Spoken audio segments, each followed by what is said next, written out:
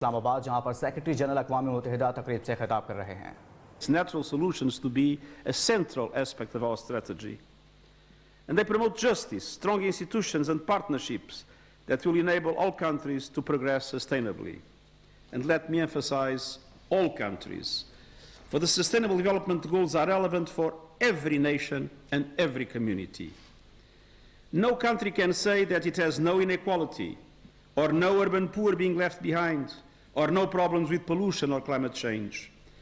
And no country can say that it is immune from the global forces that will affect its success.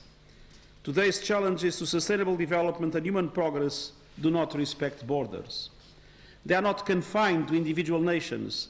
They demand collaborative answers that recognize that we all share the same planet and we need to cooperate across borders and sectors to realize our aspirations.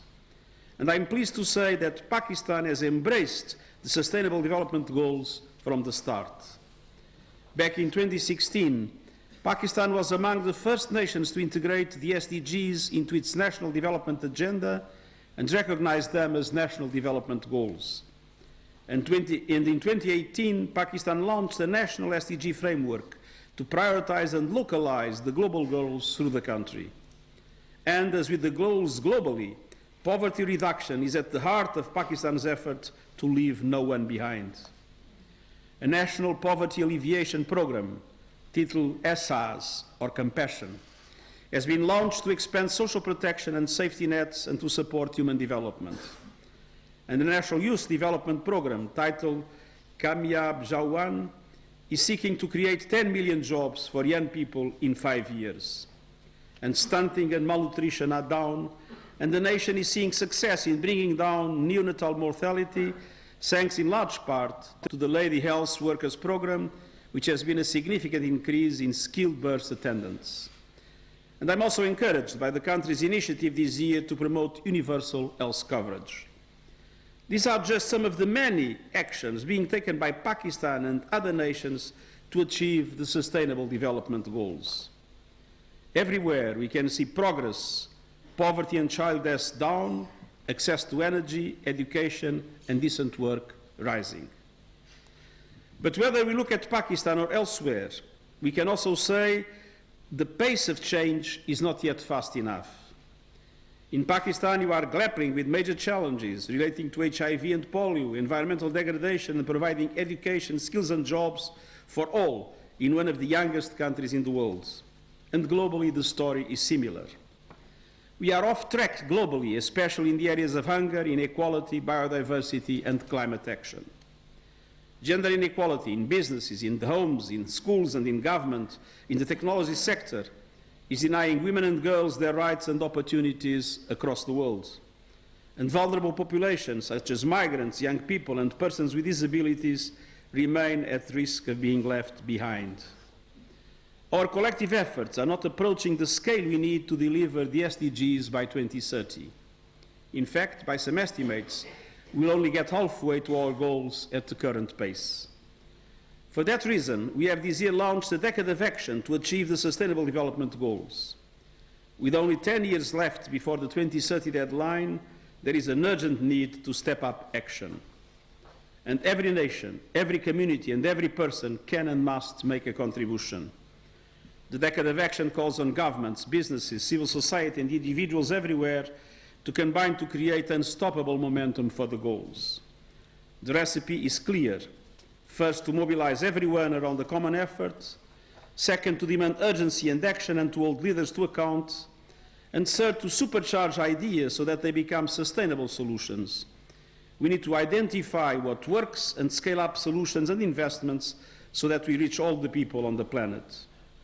In all of these, the mobilization of finance to fill the gap of some $2.5 to $3 trillion a year is critical. In a period where official development assistance has been decreasing, together with private foreign investment in the developing world, it is absolutely essential that developed nations deliver on the commitment made in the Addis Ababa Action Agenda and the Paris Agreement. On the other hand, it's important to support developing member states in their capacity to mobilize domestic resources through improved governance and tax reforms. But the success of national efforts also requires the international community to be more effective in clamping down on illicit financial flows, money laundering, and tax evasion.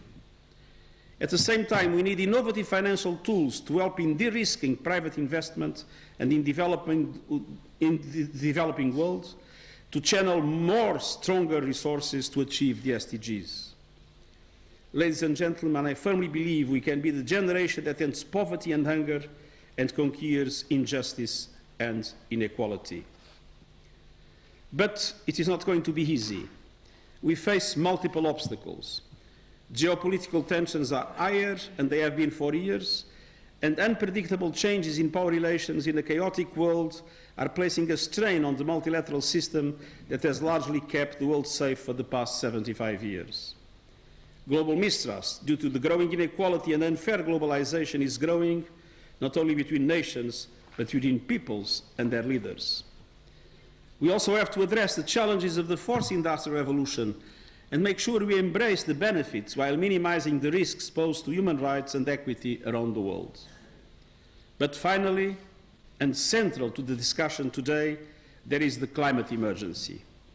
This is the threat that I believe is most grave and most urgent, yet it is something I am convinced we can tackle if only we can generate the political will and the unity we need to make a difference.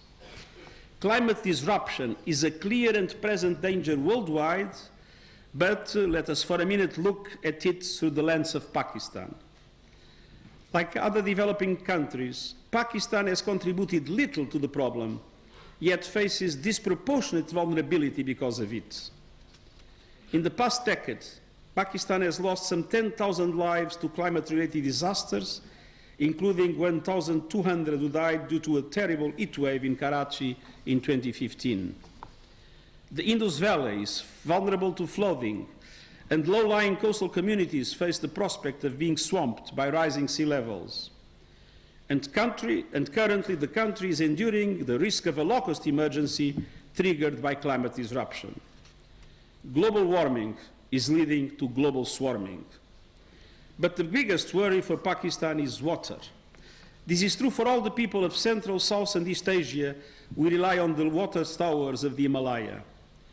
Pakistan's smallholder farmers, who represent more than 40% of the labor force, produce 90% of the nation's food supply and generate 75% of the country's export revenue. They depend on rainfall and on irrigation from rivers fed by receding mountain glaciers. In fact, 80% of Pakistan's water use is for agriculture, and it is under threat. Pakistan is one of the 15 most water-stressed countries in the world. As tide and glaciers melt, Pakistan's goals for reducing poverty and guaranteeing food security are put at risk. And Pakistan is not alone. The same story is mirrored across the globe. We see it in the droughts which threaten the Horn of Africa and the Sahel, and the wildfires that have caused so much suffering both in Australia and the United States. No country is immune. And that is why I'm constantly urging global leaders to act on climate change before it is too late. Sadly, after the success of the Paris conference in 2015, our momentum has stalled. COP25 in Madrid was a disappointment. Our planet is burning, but too many decision makers continue to fiddle. The only answer is decisive climate action by governments, businesses and investors, mayors and governors, and citizens everywhere. Gradual approaches are no longer enough.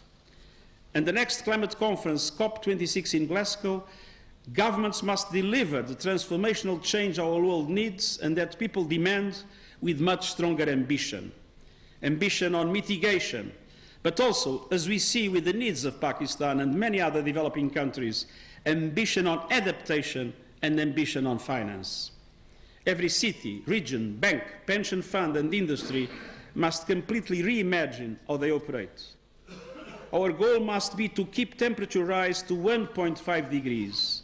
This is what the scientific community tells us is the only way to avert runaway climate change.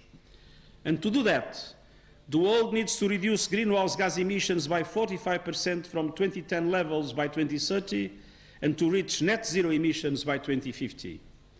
And the main obligation rests on the major emitters, and there was a map that shows them.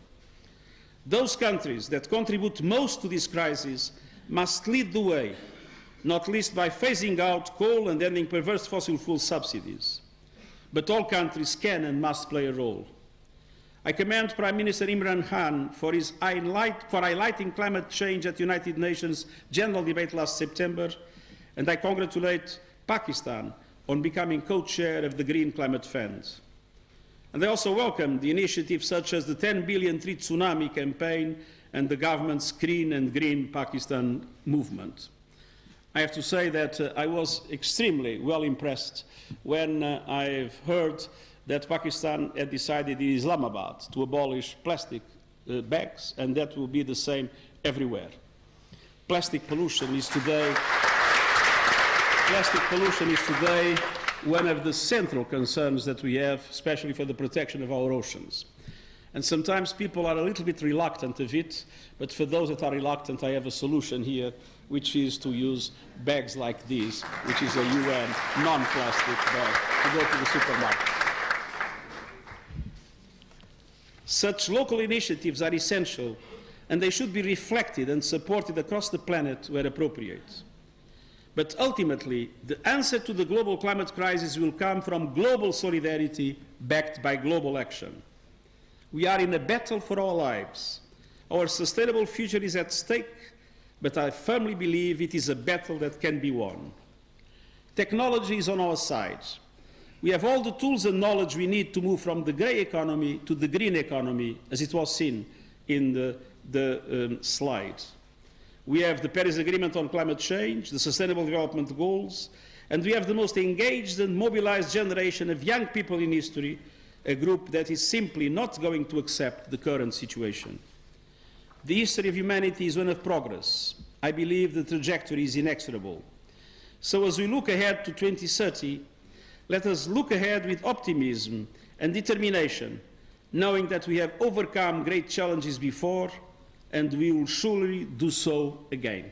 Thank you very much, and best success for your program.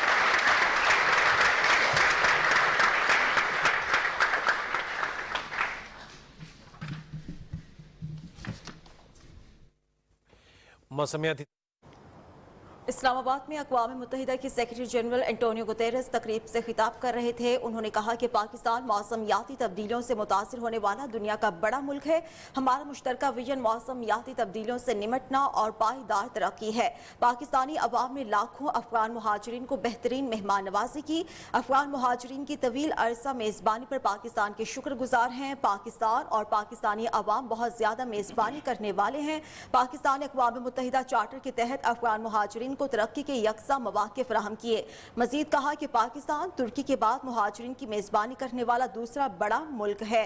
अक़वाम मुत्तहिदा के secretary general Antonio Guterres मौसमियाती तब्दीली के हवाले से तकरीब से खिताब कर रहे थे। उन्होंने कहा कि पाकिस्तान की जानिब से सोशल सेक्टर को प्रमोट करने के लिए और डेवलपमेंट के लिए मुख्तलिफ प्रोग्राम शुरू किए गए हैं, जिसमें उन्होंने जिक्र किया कामयाब जवान प्रोग्राम का और इसके साथ साथ एहसास प्रोग्राम का कि वफाकी हुकूमत की जानिब से ये मंसूबे शुरू किए गए हैं, जिसके तहत नौजवानों को मज़ीद अपॉर्चुनिटीज़ मिलेंगी। क्या वज़ीर-ए-आज़म इमरान खान अपोजिशन लीडर शहबाज शरीफ की सलाहियतों को मान गए? गुज़श्ता रोज़ पंजाब सेफ सिटीज़ के दौरे के दौरान वज़ीर-ए-आज़म इमरान खान ने मेहमानों के लिए रखी डायरी में लिखा वेरी इम्प्रेसिव, यानी बहुत मुतासिर कुन। पंजाब सेफ सिटी मंसूबा शहबाज शरीफ ने अपनी वज़ारत आला के दौरान शुरू किया था। इसी हवाले से मज़ीद जानेंगे नुमाइंदा न्यूज़ ज़ुबैर साजिद ढिल्लू से। जी ज़ुबैर, बताइएगा। ज़ुबैर से बात करेंगे, आपको आगाह कर रहे हैं इस हवाले से कि वज़ीर-ए-आज़म इमरान खान अपोजिशन लीडर शहबाज शरीफ की सलाहियतों को मान गए। गुज़िश्ता रोज़ पंजाब सेफ सिटी के दौरे के दौरान वज़ीर-ए-आज़म इमरान खान ने मेहमानों के लिए रखी डायरी में लिखा वेरी इम्प्रेसिव, यानी बहुत मुतासिर कुन।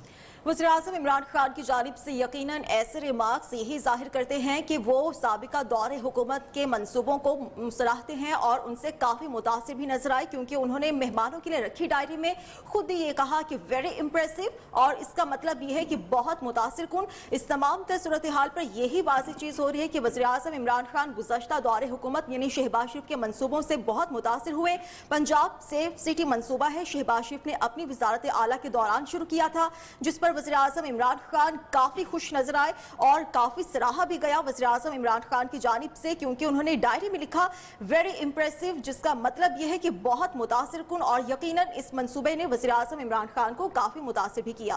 क्या वज़ीर-ए-आज़म इमरान खान ऑपोजिशन लीडर शहबाज शरीफ की सलाहियतों को मान गए? जब शहबाज शरीफ वज़ीर आला पंजाब थे, उनकी जानिब से यह मंसूबा शुरू किया गया तो उस वक्त ऑपोजिशन में मौजूद थी पाकिस्तान तहरीक इंसाफ, और ऐसे बहुत सारे मंसूबों को तनकीद का निशाना बनाया जाता रहा।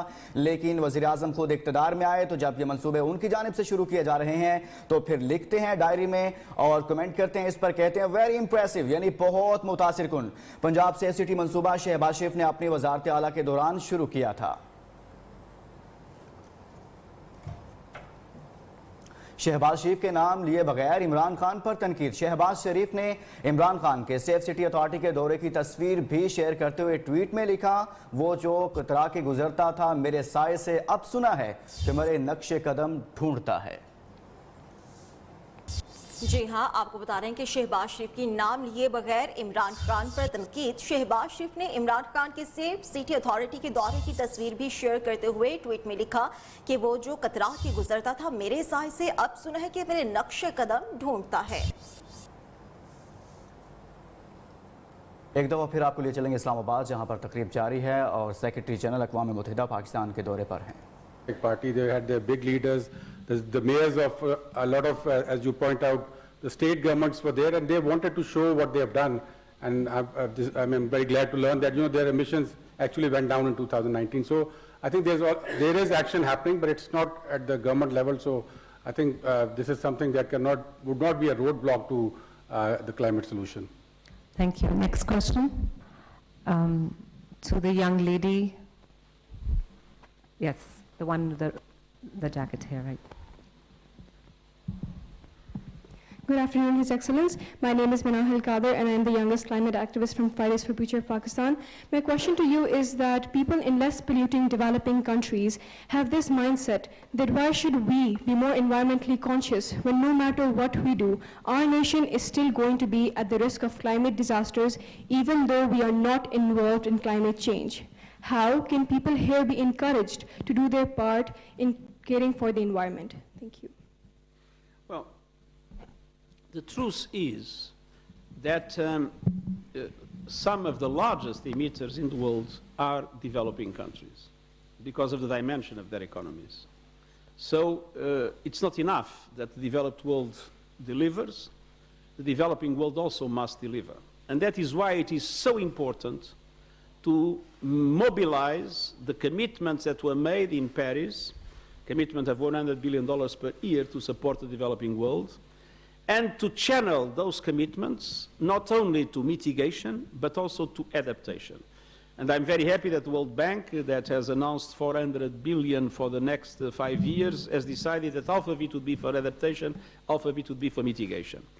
And one of the major concerns I have in 2020, as we approach Glasgow, is to make sure that the developed world is able to clarify how these 100 billion will be mobilized. They will have sources, both the private and the public sector, but there is still an unclear, not transparent situation in the way finance is mobilized for climate action, and one of my main concerns is exactly to make sure that in 2020 this can be clarified. And that is the reason why the special envoy that I've appointed for climate action and climate finance is Mark Carney, that was governor of the Bank of England, and probably the person in the financial sector that has fought more bravely in order to establish mechanisms to guarantee that the financial instruments serve climate action instead of being an obstacle to them. To it. Yes, I think what the Honorable Secretary General pointed out, finance and the focus on adaptation being the key areas over here. But to answer your question, I mean, this is something that we think of. I mean, I have mentioned it in my presentation also, but do nothing is not an option available to us. We have to do what we can do. And I think that's what we are doing in Pakistan. We may not be doing enough, but we are not doing nothing. We are doing a lot and more than our share, and we will keep on doing it. And hopefully the Secretary General will get the world to get together in unity to do that also. Next question. Okay, I'm going to choose the women. So the lady in the corner. Good afternoon, His Excellency. Thank you very much for a very insightful talk. My name is Momi Salim, and I'm an environmental researcher and advocate based in Islamabad. As you have mentioned in your talk already, that over 90% of Pakistan's surface water resources are currently used for agriculture purposes. And climate change is already posing threat to our natural resources, especially water resources. So how do we ensure food security given that less water will be available for agriculture in coming years? Your thoughts on that, sir? Well, I think that I don't know the Pakistani agriculture in depth. I know a little bit more of my own country's agriculture. And I think that many countries in the world have a lot to do in order to improve the productivity of the use of water in agriculture. We sometimes still use too much water. I think at the same time we need to make sure, as it was mentioned, there are dramatic floods everywhere. We need to be able to capture the water of the floods and to use it instead of letting the floods just destroy the soil and have very dramatic consequences for the countries. So there is on one hand the question of management related to, and this of course requires infrastructure, and of course requires finance, in order to be able to better preserve the water resources we have. And of course I'm very worried with seeing melting the water in the glaciers in the Himalayas. I mean, I was recently in another country of the region, Bangladesh. The risks of the coastal area of Bangladesh being flooded by the sea is terrible. And of course, one other problem is as there is less water coming from the rivers, the salinization progresses, and that is another threat to agriculture. But again, I think we also need to do more everywhere. As I said, I don't know very well the Pakistani situation, to do more to use water in a more effective way. We sometimes waste a lot of water still with traditional practices, and there are situations in which we practically are able to produce agriculture in the desert. I mean, with the very well-managed forms of irrigation. Thank you. I just want to add to that the Recharge Pakistan project actually is a project to address that very issue. We have a lot of water in Pakistan. We say we are water stressed, but I think we are poorly managed. We've got a poorly managed water system. And one of the things I learned, there was a recent research that came out of 37 river basins of the world. The river Indus was the most stressed river basin in the world. And the reason was that although we sit on the second largest sweet water aquifer in the world, this is something I didn't know of. I found out about 2 months back that we have the second largest sweet water aquifer beneath our river system. But we are drawing down on it very fast and not recharging it properly.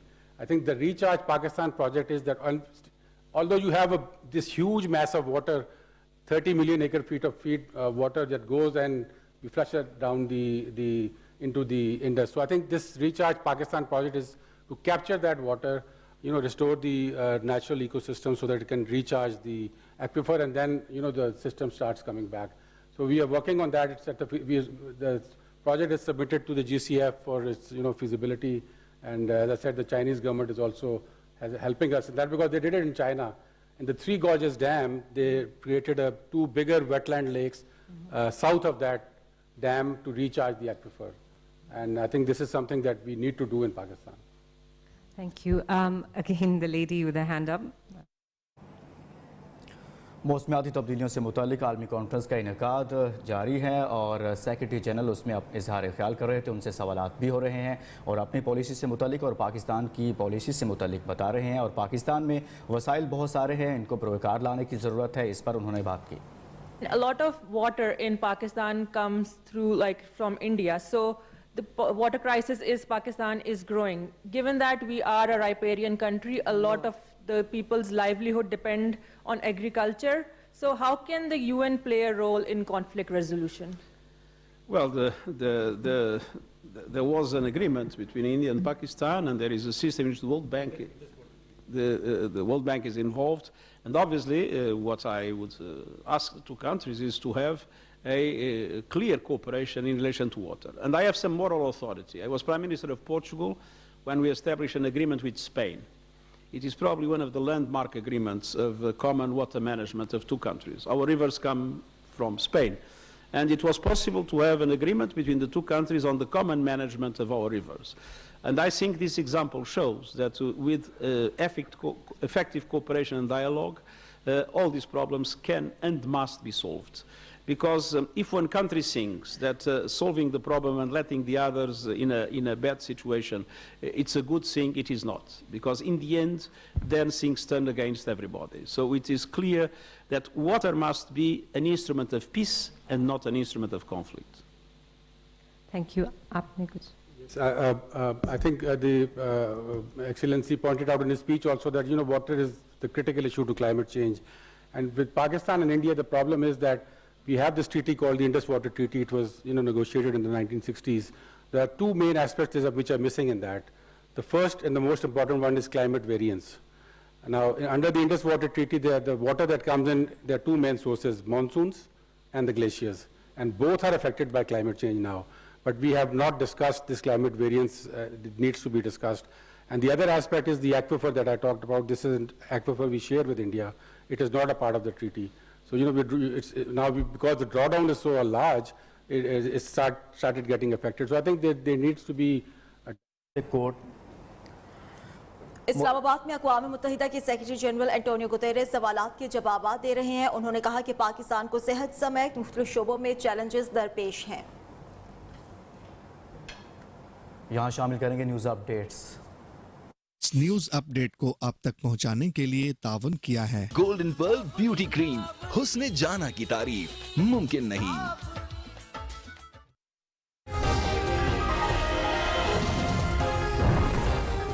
गुर्बत का खात्मा पाकिस्तान की policy का बुनियादी हिस्सा है। कामयाब जवान प्रोग्राम 1 करोड़ नौजवानों को रोजगार देने का मंसूबा है। सेक्रेटरी जनरल अक़वाम मुत्तहिदा एंटोनियो गुतेरेस का तकरीब से खिताब।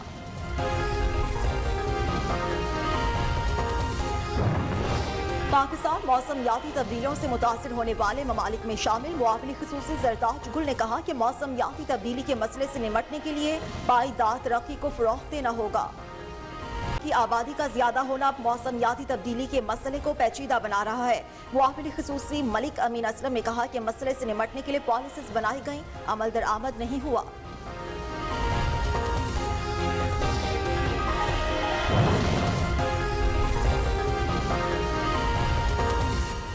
एक दफ़ा फिर आपको ले चलेंगे इस्लामाबाद, जहां पर माहौलियात से मुतल्लिक इस वक्त कॉन्फ्रेंस जारी है। Financial operations. Today we have a disclosure of risks for reasons that are essentially economic. It's necessary to translate the reality of climate into the financial risks. On the other hand, we have been working hard. I created a coalition of CEOs of especially asset management funds. We are working hard with pension funds and with others, and I believe there are many of these funds in Pakistan, in order to make sure that their portfolios shift. The portfolios of the funds that are working with us are still, at the present moment, are still compatible, according to the companies that they represent, to an increase of temperature at the end of the century to 3 to 4 degrees, which means that it is in the interests of us all that asset managers make a shift, progressive shift to the green economy in their portfolios. And I would say that, if I may be a little bit brutal, there is a good reason for that. It is clear that assets related to the brown economy, namely some aspects of fossil fuels, in the future their value will inevitably decrease. And so it makes sense from the point of view, for instance, of a pension fund to protect the pension money of the people involved, to get rid of those assets that will tend to decrease in its value and to bet in the assets that will increase its value, as it is the case of those related to the green economy. I have made personally a small investment in a fund, the Green Fund, and I have to say that that Green Fund is growing much more quickly than all the other small investments that I made, which means that the green economy is now the good economy, and it means that the financial sector is becoming, very interestingly, a driver pushing governments to change regulations, pushing governments, because some of these things require government regulations, pushing governments to assume more clearly responsibilities in this regard. So I'm very hopeful that the financial sector will become more and more an ally in climate action, based not on, in some cases based on, I would say, even a generous approach, because more and more companies and banks and institutions feel that their staff is concerned about climate action, that the children of those CEOs are concerned about these things. So there is a shift that is authentic. But then there is enlightened self-interest. Why to bet in things that have no future? No. The logic of business is to invest in the economy that has a future. And the economy that has a future is a green economy, not a brown economy.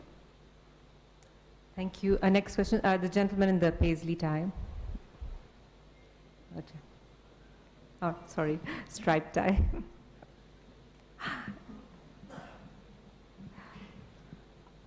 Thank you. Your Excellency, welcome to Islamabad and Pakistan.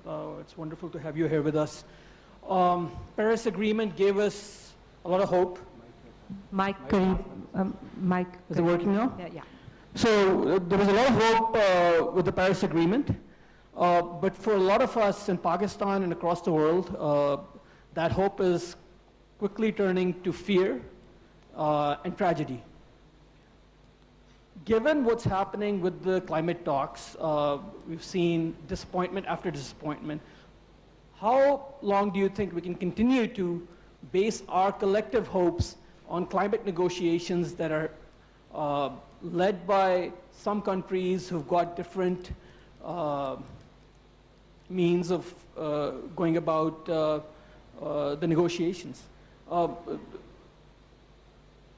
I guess my question to you is, climate is being disrupted. Is there a disruption needed within the climate talks, within the climate negotiations process to move things forward? Thank you. Well, it is true, if one looks at Madrid, that today governments are to a certain extent lagging behind what is happening in societies.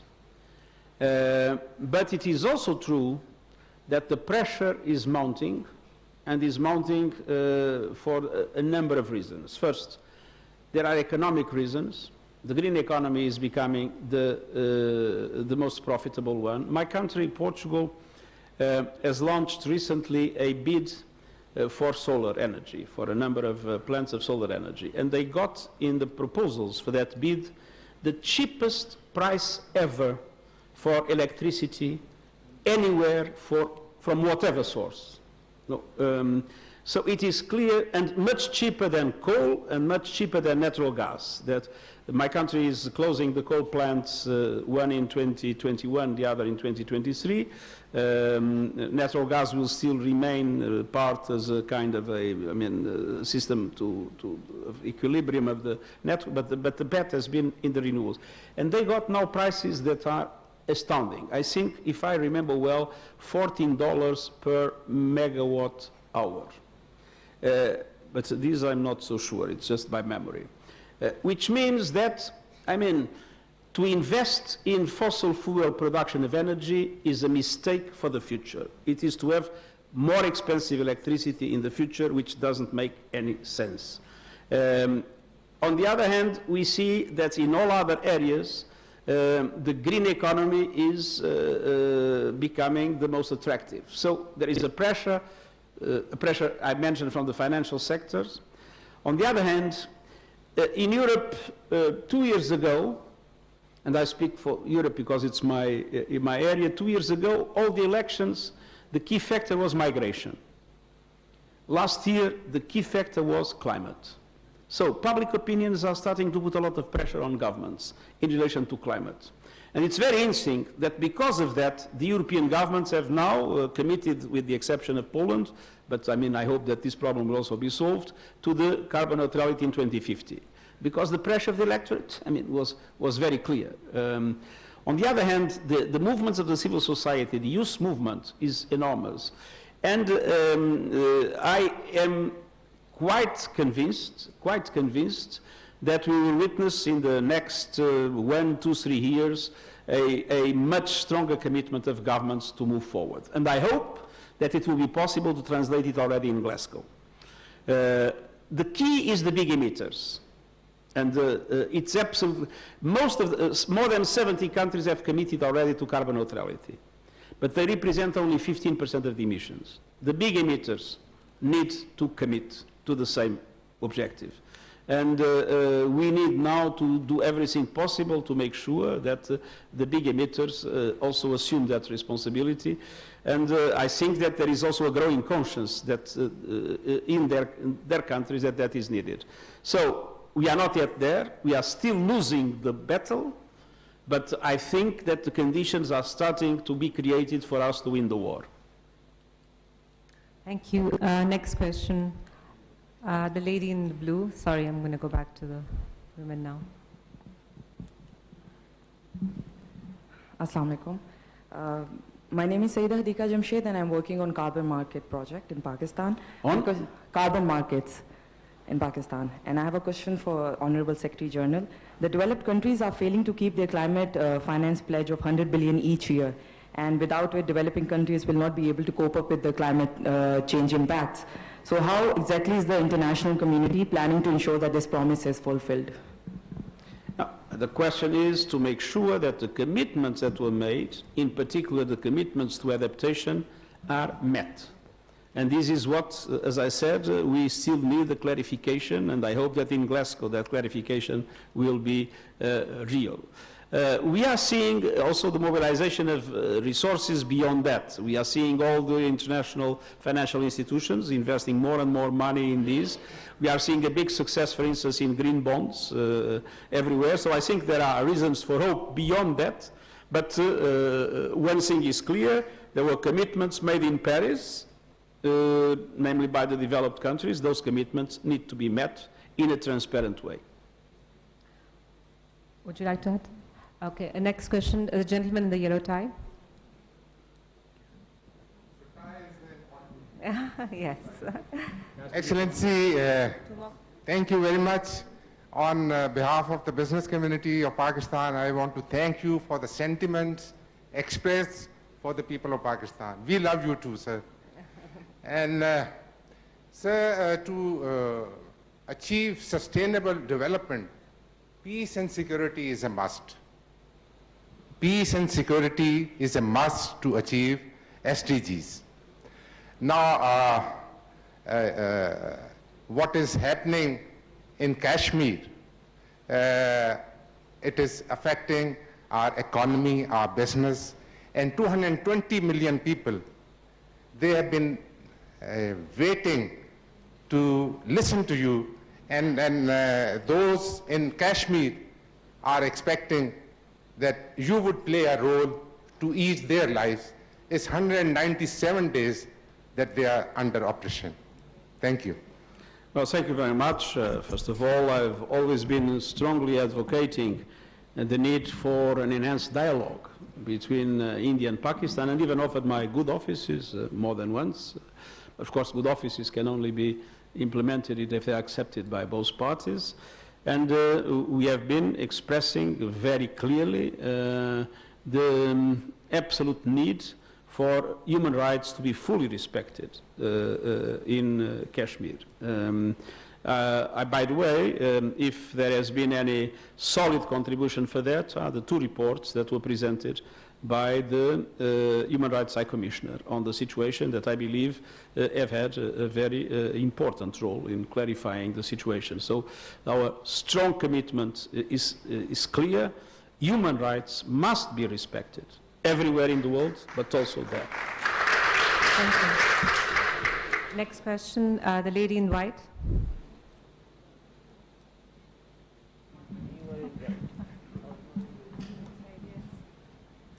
My name is Anam Zaib. I'm a climate change activist. What strategies does the UN have for addressing the melting of glaciers in the Hindu Kush Himalayan Karakoram region? And shouldn't this be a priority area in the new UN negotiations, given that it supplies billions of users downstream with water and their livelihoods? Well, the melting of glaciers as the destruction of the ice cap are, of course, an enormous preoccupation, but we cannot solve the problem of the melting of glaciers without solving the problem of global warming. So the melting of glaciers requires that we win the battle against climate change. I mean, there is not a way to protect the glaciers if the temperatures rise. The fight for the glaciers is the same fight for the ice cap. Look at Antarctica. Antarctica registered a few days ago 20.75 degrees Celsius. Can you imagine 20.75 degrees Celsius in Antarctica, which is never heard of? So if we want to preserve the glaciers and the ice caps in this world, we cannot preserve them by themselves. We need to reduce temperature rise. Thank you. Next question. Shoaib Sultan Saab ko please, in the front row. Age over. May I extend a very warm welcome to Your Excellency. I'm Shoaib Sultan, associated with rural support programs in Pakistan. I would like to exploit your presence, Excellency, to influence the advisor to the Prime Minister, because I was very encouraged by his presentation, and especially the word people-centric written in red. And I think also he said a very important thing, that Pakistan is first in forming policies, but very, very slow in implementing it. Now when we talk of people-centric, where are the people? Who are the people whom are going to involve? And that's where I like to submit that over these last 38 years, in Pakistan, rural support programs have been mobilizing communities. And we have now 8 million rural households organized out of 20 million in the country. And I'm glad that IUCN Aban is here. She helped me when I was working in AKRSP. And the people there, about 40,000 communities implemented and planted 50 million trees in no time. And I'm glad that you have got a secretary here now, Naeed, who helped me in mobilizing 2.7 million women households in Sindh. So that is there. I'm prepared to link them up with the climate change. And I entirely agree with you that without making it people-centric, we would not be able to achieve this goal. Thank you. Thank you. We're running out of time, so just the last, I think. This is for yours. Let me just add, Dr. Shoaib Saab is, of course, an icon in the industry. We are looking at that option, and at the moment we are working with the provincial forest governments. But there are some of them which are faltering, and as soon as they falter, we'll be heading over to the RSPs to help us in taking this process forward. I think this is a resource that we have, that we've developed over the years, with a direct link to the households, and it can be a big help to us in our plantation project. Last question, the lady in the front. With the mic, please. Pakistan, and appreciate your recognition of Pakistan's hospitality to the refugees. My name is Huma Mustafa Beg, and I run Serendip, which is a development communications company. And I just wanted to bring your attention to the approach of the United Nations to the countries which are not in line. So we've continued to witness the failure of forcing countries in corporate action with words, but not with law. And it's fear of accidents and a ticket that keeps all of us on the road, on the right side of the road. So my question is that if the experts have concluded that climate change is a moral issue, then what do you think that the current United Nations system as it is it relevant in solving this issue with love and not fear? Because I personally feel that we need to be much more tougher, because love hasn't gotten us very far. Well, I think that it is true that the UN has been clearly leading the global debate on climate change exactly with that same feeling of solidarity that is necessary to express. Obviously, we have an intergovernmental mechanism, which is the Conference of States Party. Like all intergovernmental mechanisms, is slow, but in the mobilization of the business community, in the mobilization of local authorities, regional authorities, the civil society, the people, I think the UN has been clearly in the front line, and it is from the people that the feeling that you expressed can come. So these are things that are difficult to translate in international law. Even the Paris Agreement, as you know, is an agreement that is not entirely mandatory. I mean, all this was the compromise that was possible, and the Paris Agreement is not enough. But I think that we are contributing to generate a strong feeling, a common responsibility of this generation in relation to the future generations. We talk about love. I have 3 granddaughters. I have 3 granddaughters. I love my granddaughters. I wouldn't leave them, I wouldn't like for them to live in the kind of world we would have if temperatures would rise by 3 or 4 degrees at the end of the century. That would be a disaster. So if I want to take care of my granddaughters, if we all want to take care of our granddaughters and daughters, we need to do much more than what we are doing. Thank you.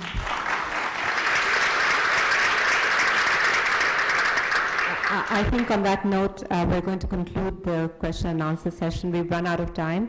I'd like to request the advisor to come onto the podium to say a few last words.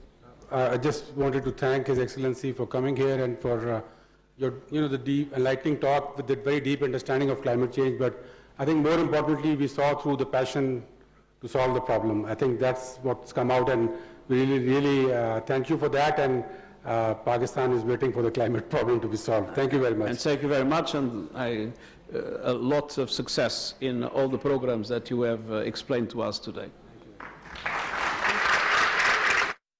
Islamabad में मौसमियाती तब्दीलियों से मुतालिक तकरीब से खिताब कर रहे थे Antonio Guterres. उन्होंने कहा कि हमारा मुश्तरका विजन मौसमियाती तब्दीलियों से निमटना और पायदार तरक्की है। अक़वाम मुत्तहिदा में माहौलियाती तब्दीली पर वज़ीर-ए-आज़म इमरान खान की तकरीर बहुत पुरअसर थी। बिलियन ट्री सुनामी और क्लीन एंड ग्रीन पाकिस्तान की मुहिम खैर मकदम करता हूँ। उन्होंने मज़ीद कहा कि माहौलियाती तब्दीली के नतीजे में कुदरती आफात के बाइस पाकिस्तान में 10,000 अमवात हुई। और खेल के मैदान से आपको बता